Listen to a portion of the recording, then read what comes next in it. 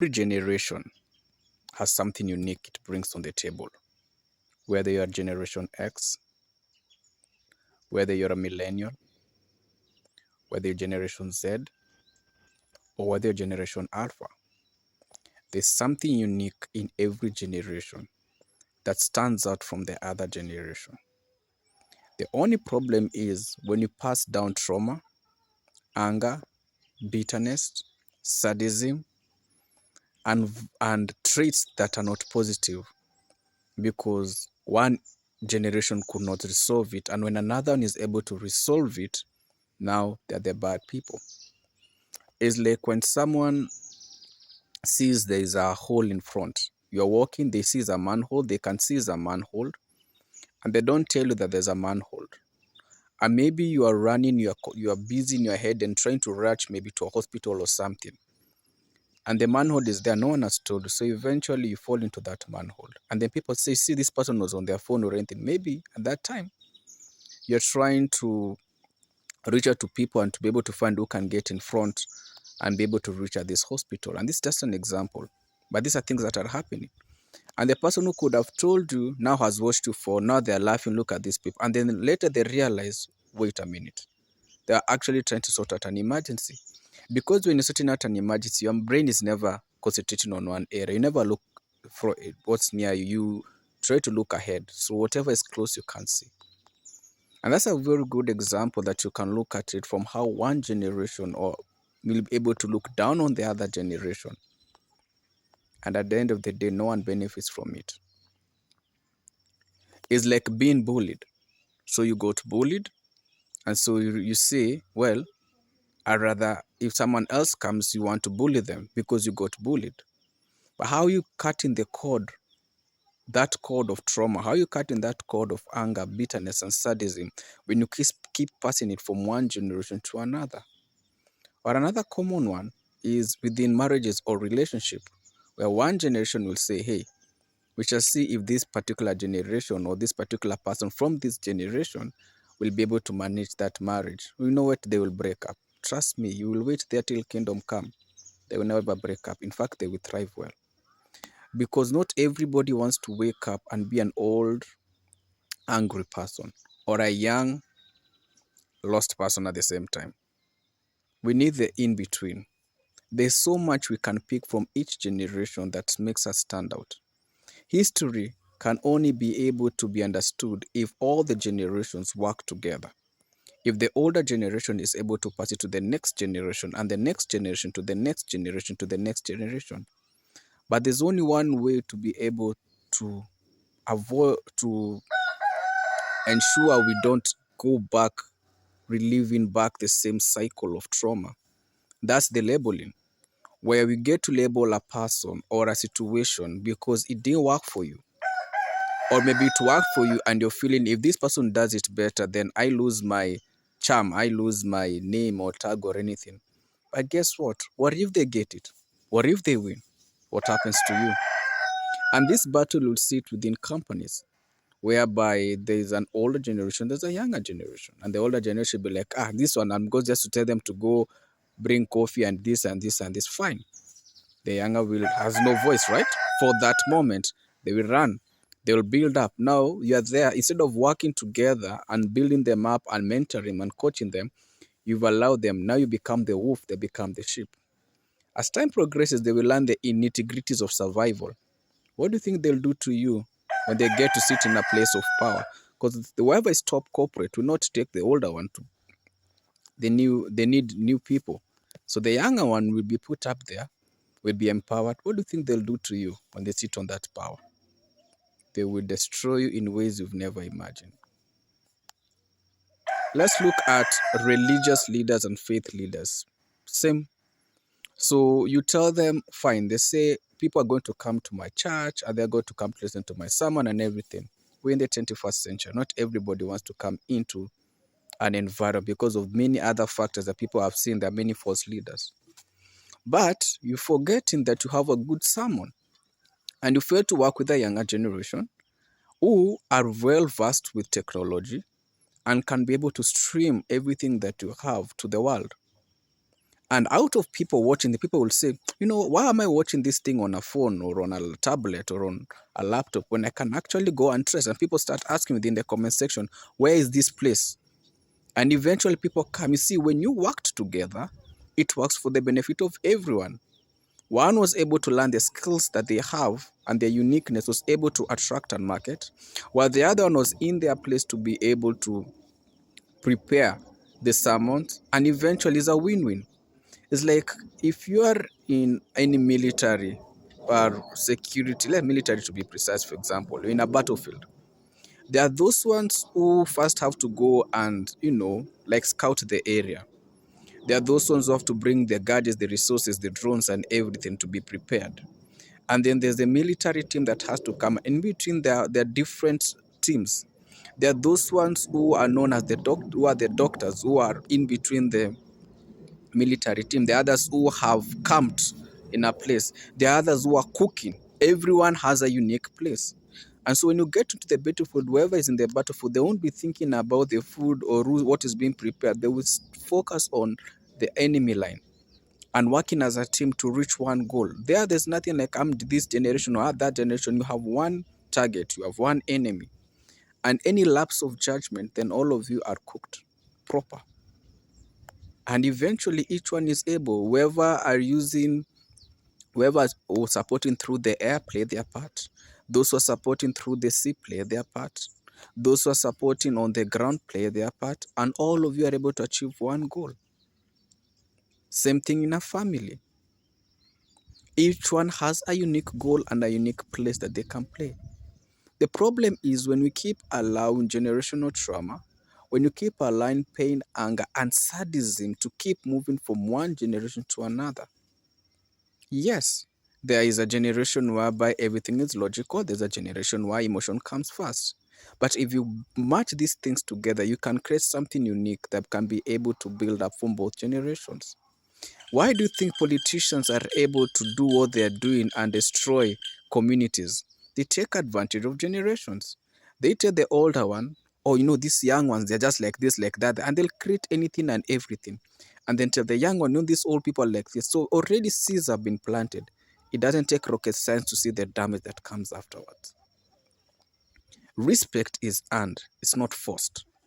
If someone comes to you and tells you, this is the road, or wants to show you how to lead into something, it is not them saying it. It is you observing them living the life that they are telling you. That is when you'll say, fine, I will listen to this individual, not because of what they say, but because I've seen them being able to be in situations that was able to be credible enough for me to say, I trust their method of moving.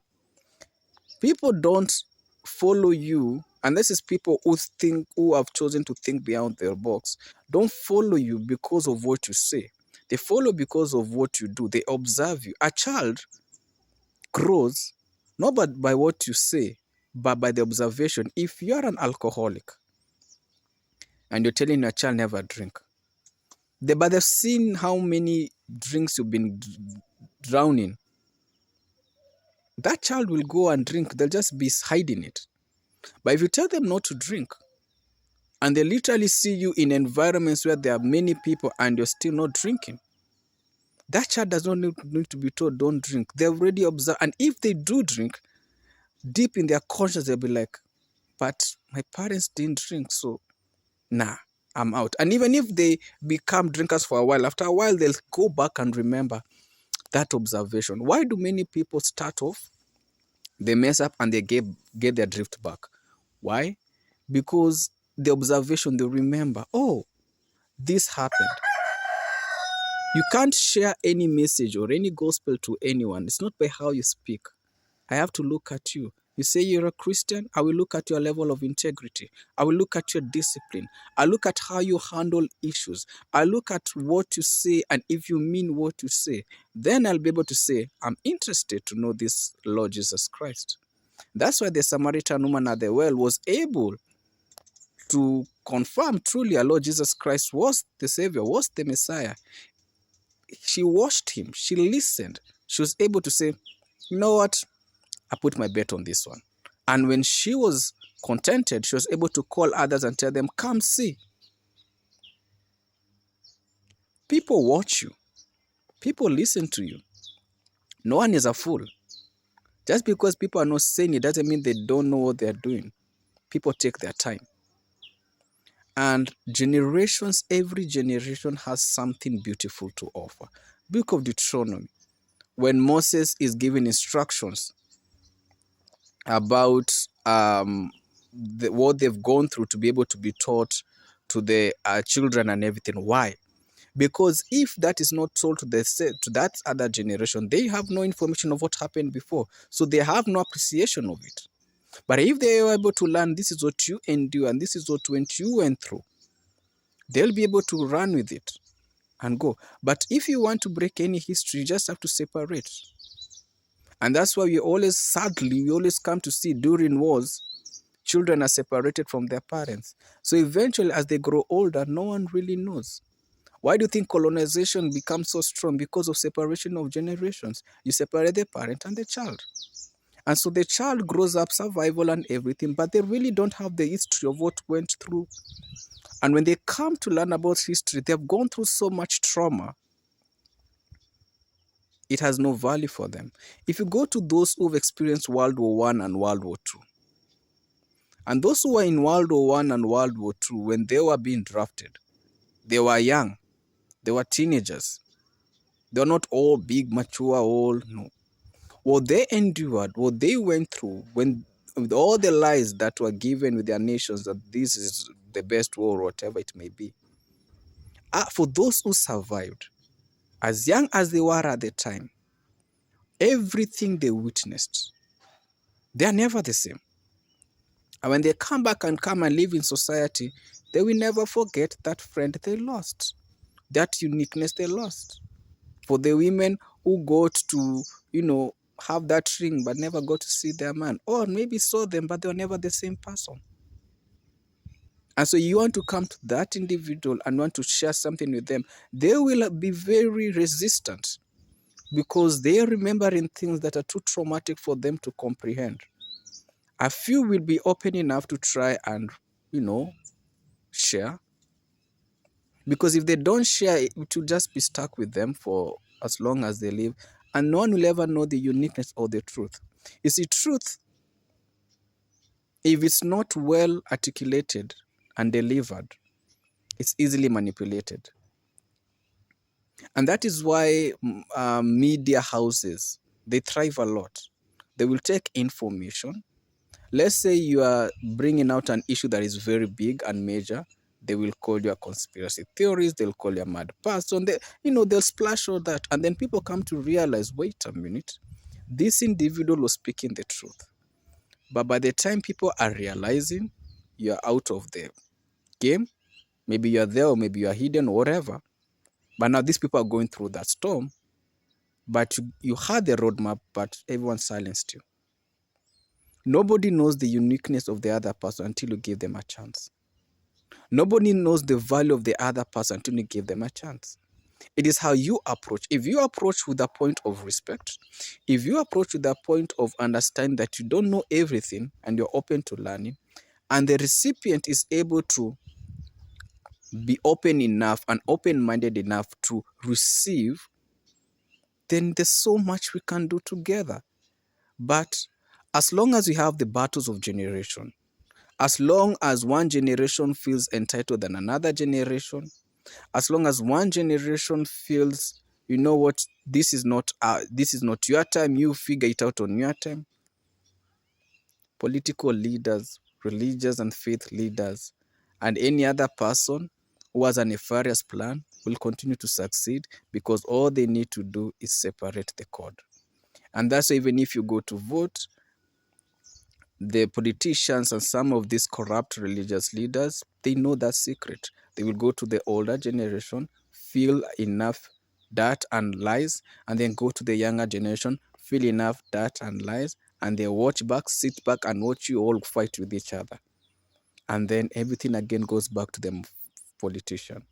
But you can break that code and say no more and be able to tell them, say, hey, I understand you guys want to approach this way. We tried this during our time. This didn't work. Did you try? Can you try this way? Being open-minded to learning, being open-minded to be challenged, being open-minded to grow. That's the only way people are able to move from one area to another. That's the only way. Instead of burning bridges, we can build many bridges. But that's a choice someone has to make.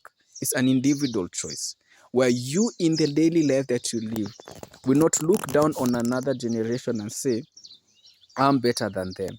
I went through this. Let them go through it. No.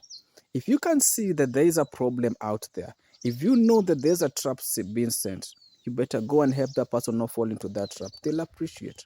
Who will you appreciate? Let's say you are brushing your teeth, right? And you have toothpaste that has fallen, let's say, on your chin.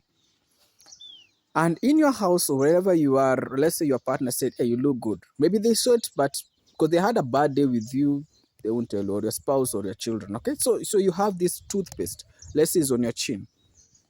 And you're walking and everybody just saying hi. And then someone approaches you and tell hi, a total stranger.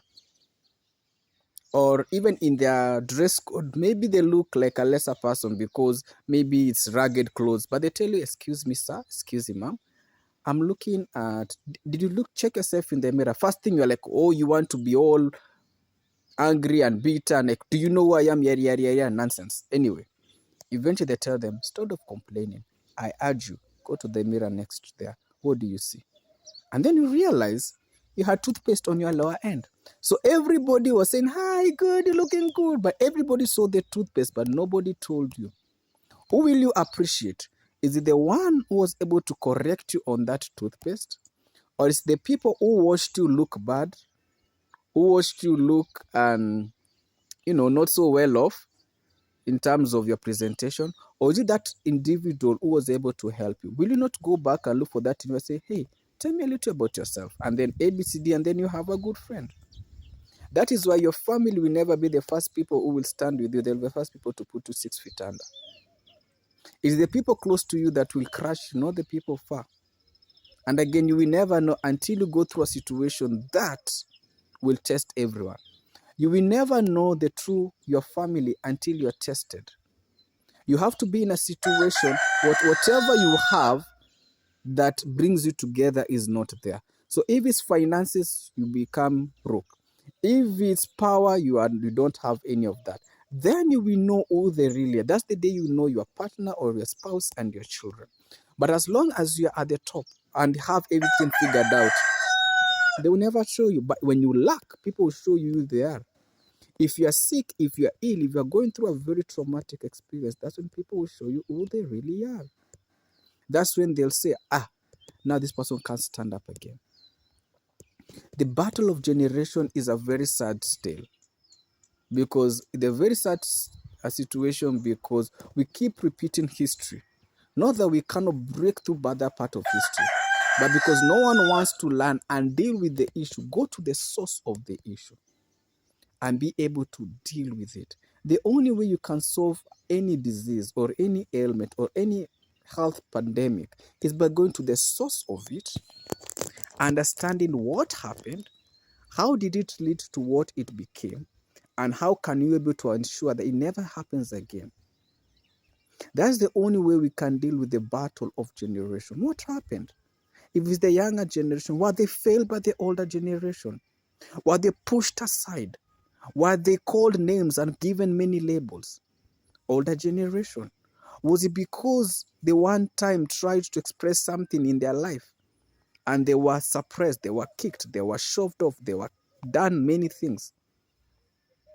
Did they lose so many people that it took a toll on their mental? Or did they do something that they were never supposed to do, and now because it didn't work for them, now they're bitter people? And until you get to the root source of it, the cycle keeps continuing. And every generation that comes will want to prove to the next generation. But at the end of the day, who wins? Nobody wins. But if both generations are able to work together and appreciate the uniqueness that each generation brings, then we grow. The success of colonizers and the so-called power nations is one thing. They've learned to divide nations based on generations. And they know what to feed each generation and how to suppress each generation. That's why they've successfully colonized and are still colonizing. But when generations are able to sit back and say, hey, this is the information I have, this is the information I have, this is the information I have, we are able to learn. Thanks to social media on the positive end, where people are able to share real history of things that really happened that were hidden. But for this individual to get this level of history, they really struggle to get it. So there's so much uniqueness that we can all bring on the table. If we put aside the pain, the trauma, and deal with it, not ignore it, deal with it calmly and in a composed way, and being able to appreciate the uniqueness that every generation brings on the table. No generation is perfect. Every generation has a flaw. But it's not the flaw that makes it bad, it's the flaw that can make it unique. For example, if a vase breaks, when you take those broken pieces and trying to put it together, you can make something unique out of it. You don't know the uniqueness of the other person until you approach them or allow them in. You will never know if that person you are dating or you like is important until you allow them in your life. You will never know if a car is as strong as they say it is until it's on the road and it's in a terrain that will challenge every equipment that has built up. You will never know the strength of a ship until it's in the sea and it's been hit by strong waves and strong tides. You will never know the strength of an aeroplane until it's made in the air and all those equipments are now hit by the turbulent forces in the sky. You will never know the strength of anyone until they go through a storm. That is the only way you know someone, because it's not the cup, the tea in the cup or the coffee and the cup in the cup. Sorry. It's not the cup, but the coffee in the cup or the tea in the cup or the water in the glass. Because what is poured out is either the water in the glass, the tea from the cup, or the coffee from the cup. It's not the cup that matters in that point. You are not angry because you can't drink the cup. It's what's in the cup. You can't drink the glass. It's what's in the glass. It's what's inside. And that, for it to force, something has to happen for you, for it to know, oh, that spilled was ABCD. You know, and that's why you say, oh, help me something to be able to wipe here. Or you go and take something and wipe. It's because, oh, water spilled. Milk spilled. It's not the cup spilled. It's not the glass spilled. It's what's inside. So if we can get to the root cause of the issues that are affecting one generation and go through it's not rocket science. Every generation has its own trauma. Every generation has its own wall. Every generation has its own battles. But the only way to persevere and to come out to the other side is if we are able to learn from each other, learn the mistakes, make the corrections, be open-minded to be corrected, be open-minded to be guided, be open-minded to learn and grow. That's the only way we win. Then these battles of generation is gone, because it's not the battle of generation, it becomes the uniqueness of generation, because every generation is unique. Every generation has something important to bring at the table, and we all need each generation for us to achieve whatever we want in life. So whatever trauma, whatever hurt, whatever pain, find the source, deal with it, then everyone can grow. There is no rocket science around it. We have to get to the source and find a way out of it, and then hold the second person. There's strength in numbers, there's strength in unity. But once you divide, everything falls apart. So the question is, the tree needs the soil for it to stand. If the soil is bad, the tree has no strength. The branch needs the tree, and the tree needs the branch. It's the uniqueness of the tree. The fruits need the tree, and the tree needs the fruits. If you remove the fruits from this tree, it's just a tree. But you put the fruits on the tree, if the fruits are on the tree, it's a tree with fruits. Think about it. And let's change our mindset. Let's heal these generational issues. And we'll always find a way out, step by step.